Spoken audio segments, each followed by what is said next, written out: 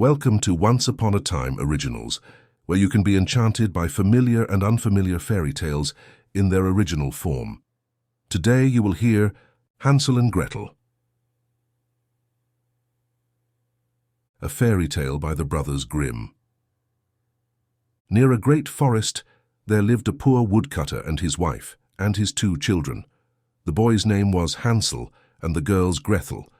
They had very little to bite or to sup, and once, when there was great dearth in the land, the man could not even gain the daily bread. As he lay in bed one night thinking of this and turning and tossing, he sighed heavily and said to his wife, "What will become of us?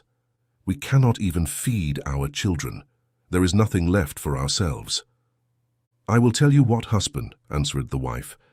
"We will take the children early in the morning into the forest, where it is thickest. We will make them a fire, and we will give each of them a piece of bread. Then we will go to our work and leave them alone.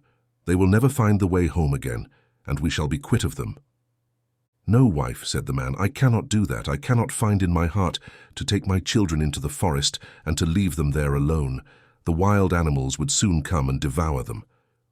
"Oh, you fool," said she. "Then we will all 4 starve. You had better get the coffins ready."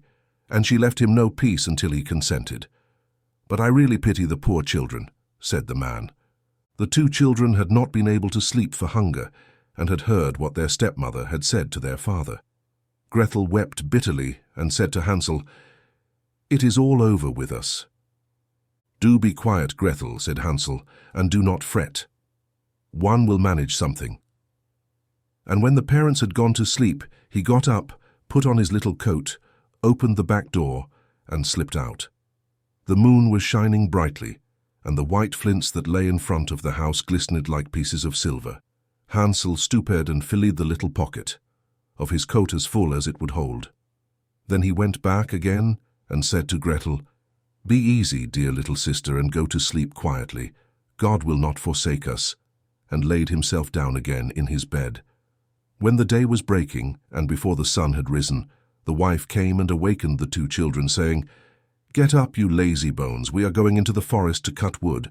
Then she gave each of them a piece of bread and said, "That is for dinner, and you must not eat it before then, for you will get no more."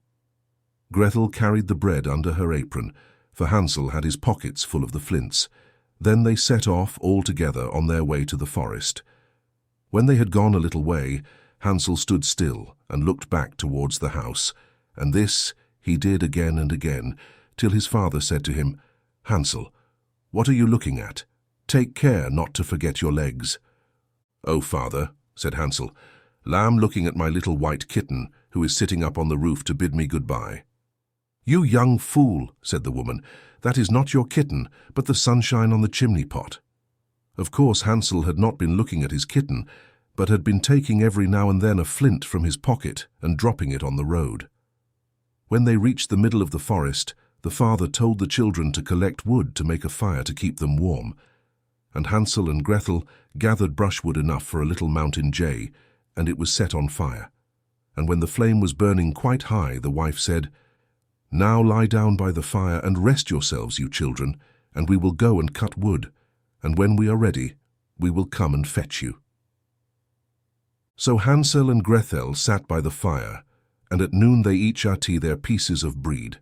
They thought their father was in the wood all the time, as they seemed to hear the strokes of the axe, but really it was only a dry branch hanging to a withered tree that the wind moved to and fro. So when they had stayed there a long time, their eyelids closed with weariness, and they fell fast asleep. When at last they woke, it was night, and Gretel began to cry and said, "How shall we ever get out of this wood?" But Hansel comforted her, saying, "Wait a little while longer until the moon rises, and then we can easily find the way home." And when the full moon got up, Hansel took his little sister by the hand and followed the way where the flint stones shone like silver, and showed them the road. They walked on the whole night through, and at the break of day they came to their father's house. They knocked at the door, and when the wife opened it and saw that it was Hansel and Gretel, she said, "You naughty children, why did you sleep so long in the wood? We thought you were never coming home again." But the father was glad, for it had gone to his heart to leave them both in the woods alone, Not very long after that there was again great scarcity in those parts, and the children heard their mother say at night in bed to their father, "Everything is finished up, we have only half a loaf, and after that the tale comes to an end. The children must be off. We will take them farther into the wood this time, so that they shall not be able to find the way back again. There is no other way to manage." The man felt sad at heart, and he thought, it would better to share one's last morsel with one's children. But the wife would listen to nothing that he said, but scolded and reproached him. He who says A must say B too, and when a man has given in once he has to do it a second time. But the children were not asleep and had heard all the talk. When the parents had gone to sleep, Hansel got up to go out and get more flintstones, as he did before. But the wife had locked the door, and Hansel could not get out. But he comforted his little sister and said, "Don't cry, Gretel, and go to sleep quietly, and God will help us." Early the next morning the wife came and pulled the children out of bed. She gave them each a little piece of bread less than before, and on the way to the wood, Hansel crumbled the bread in his pocket and often stopped to throw a crumb on the ground. "Hansel, what are you stopping behind and staring for?" said the father. "I am looking at my little pigeon sitting on the roof to say goodbye to me," answered Hansel. "You fool," said the wife, "that is no pigeon, but the morning sun shining on the chimney pots." Hansel went on as before and strewed breadcrumbs all along the road. The woman led the children far into the wood, where they had never been before in all their lives.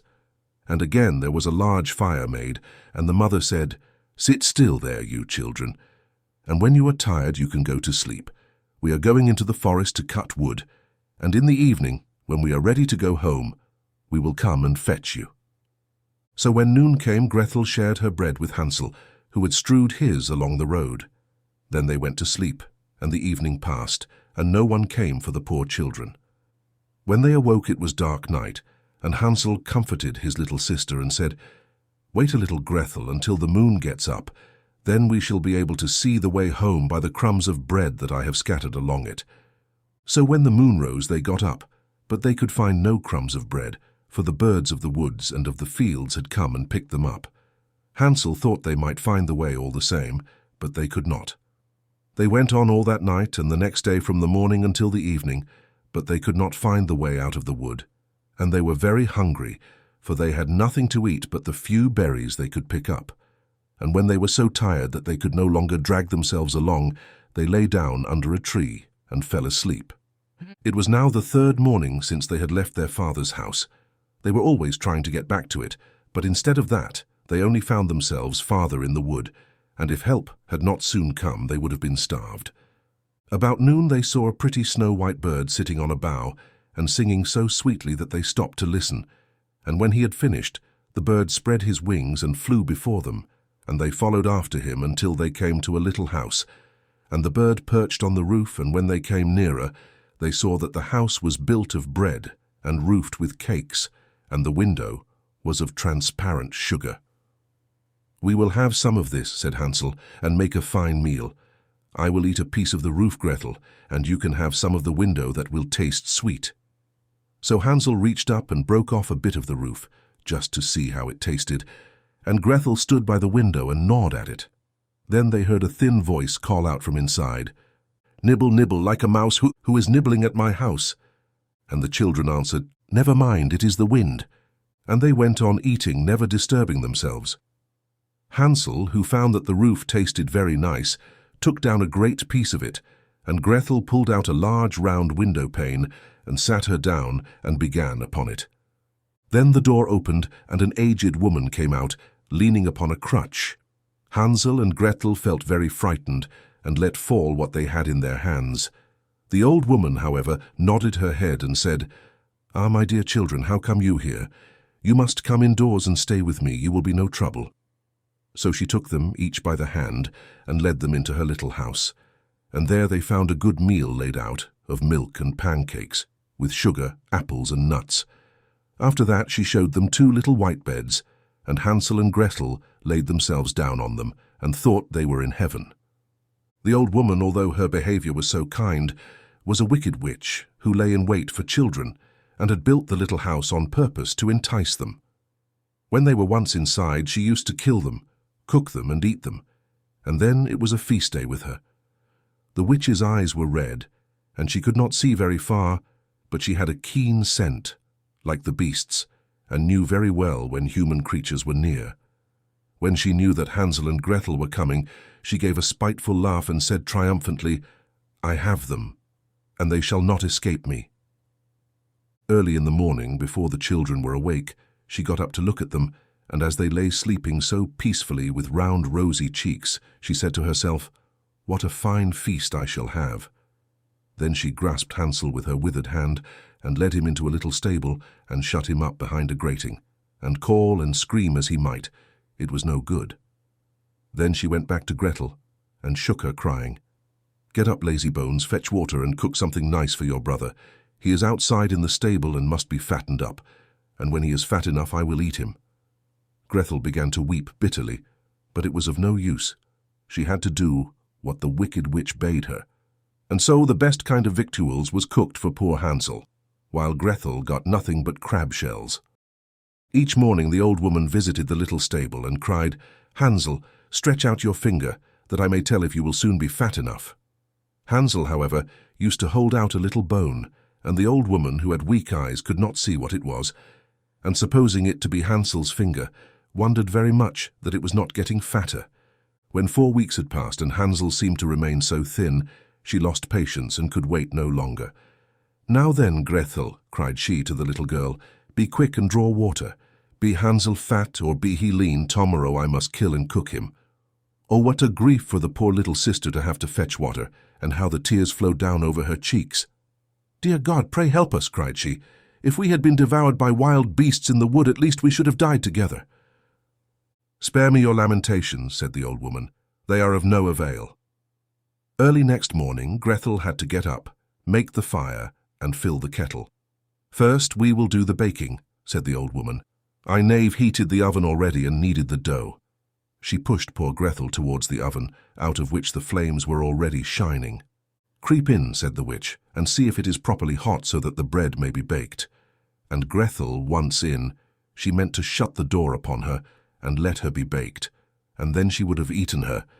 But Gretel perceived her intention and said, "I don't know how to do it. How shall I get in?" "Stupid goose," said the old woman. "The opening is big enough, do you see? I could get in myself." And she stooped down and put her head in the oven's mouth. Then Gretel gave her a push so that she went in farther, and she shut the iron door upon her and put up the bar. Oh, how frightfully she howled!